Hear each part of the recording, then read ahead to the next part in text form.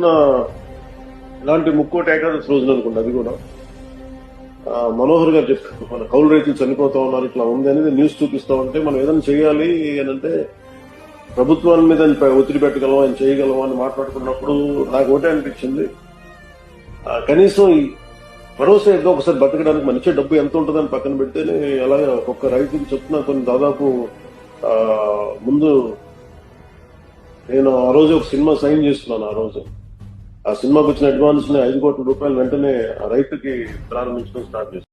చూశారు కదా ఫ్రెండ్స్, పవన్ కళ్యాణ్ గారు ఒక సినిమాకి 5 కోట్ల రూపాయలు అడ్వాన్స్ తీసుకొని 5 కోట్లు అరక్షణం ఆలోచించకుండా రైతులకు ఇచ్చేసిండు.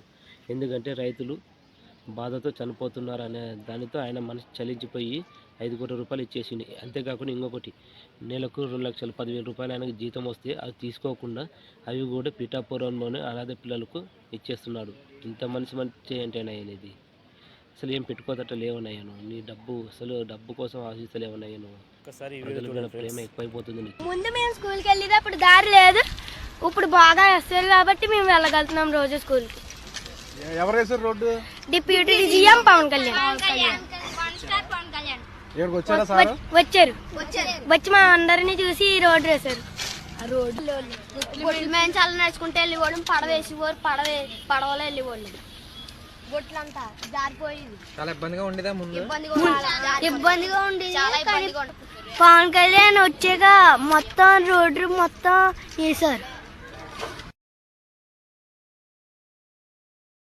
చూశారుగా ఫ్రెండ్స్ ఆ పిల్లల మాటలు. ఇంతకుముందు వర్షం ఎక్కువ వస్తే పడవలో వెళ్ళేవారంట స్కూల్కి. ఇప్పుడు పవన్ కళ్యాణ్ గారు వచ్చిన తర్వాత సైకిల్పై వెళ్తున్నారు. గొల్లపురంలో వంతెన పూర్తి చేసిన పవన్ కళ్యాణ్ గారు 3.10 కోట్లతో బ్రిడ్జి మరియు రోడ్లను పూర్తి చేపించాడు. అంతేకాకుండా ఈ సంక్రాంతికి పవన్ కళ్యాణ్ గారి చేతుల మీదుగా బ్రిడ్జి ప్రారంభం చేస్తున్నాడు.